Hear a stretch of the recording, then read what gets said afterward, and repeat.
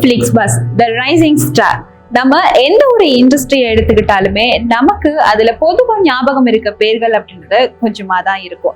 அதே மாதிரிதான் சினிமாவில எந்த ஒரு நபரா இருக்கட்டும் இல்ல நடிகர்களா இருக்கட்டும் நமக்கு ஒரு சிலரோட பேர்கள் மட்டும்தான் ஞாபகம் இருக்கும். அவங்களதான் நாங்க ஸ்டார்ஸ் அப்படின்னு சொல்லுவோம். யாரு வேணும்னாலுமே நடிகர்கள் ஆகலாம். ஆனா மக்களோட அபிமானத்தை பெற்றவங்களை மட்டும்தான் நம்ம ஸ்டார்ஸ் அப்படின்னு சொல்லுவோம். அந்த அளவுல தமிழ் சினிமாவில த ஸ்டார்ஸ் வால்ஸா இடம் பெற்றிருக்கிறாங்க.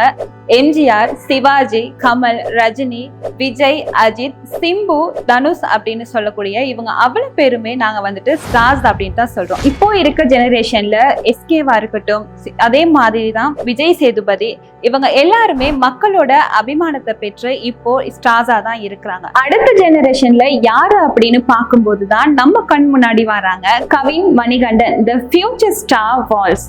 இன்னைக்கு நாங்க இப்ப பார்க்க போறது the Kavin rising star. Shahrukh கான்ல இருந்து நம்ம சிவகார்த்திகேயன் வரைக்குமே சின்னத்திரை டு சினிமா ஜெர்னி பலருக்கு அமையறது இல்ல. அப்படி அமைஞ்சாலுமே அதுல ஜெயிக்கிறது ரொம்ப குறைவா தான் இருக்கு. கவின் கனாகாலம் காலங்கள் மூலமா சின்னத்திரையில அறிமுகமாகி சரவணன் மீனாட்சி வேட்டையின் கேரக்டர் மூலமா மக்களோட மனதுல இடம் பிடிச்சாரு.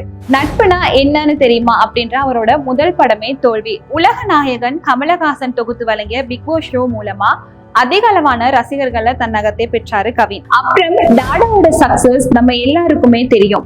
இந்த பையன் ரொம்ப ப்ராமிசிங்கா இருக்கானே அப்படின்னு தயாரிப்பாளர்கள் எல்லாருமே சொல்ற அளவுக்கு அந்த அளவுக்கு ஒரு பெர்ஃபார்மன்ஸ், அது மட்டும் இல்லாம அந்த அளவுக்கு ஒரு கலெக்ஷனும் கூட. ஸ்டார் படத்தோட ட்ரெய்லர் வந்ததுல இருந்தே படம் ஒரு சம்பவம் பண்ண போகுது அப்படின்னு கோலிவுட் ஃபுல்லாவே ஒரே பேச்சா இருக்கு.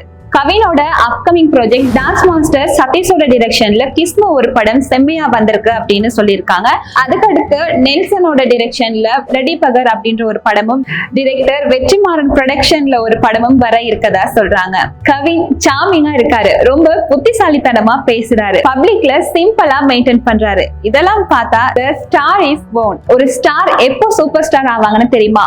படம் சுமாரா இருந்தாலும் தயாரிப்பாளருக்கு நல்ல லாபம் வரும்போதுதான். அப்படியான சூப்பர் ஸ்டார் விஜய் பொலிட்டிக்ஸ்க்கு அப்புறமா படம் பண்ண மாட்டாரு அப்படின்னு சொல்லிட்டு இருக்காங்க. இப்போ அவரோட இடத்துக்கு எஸ்கே குறி வச்சுட்டு இருக்காருன்னு ஒரு பேச்சும் இருக்கு.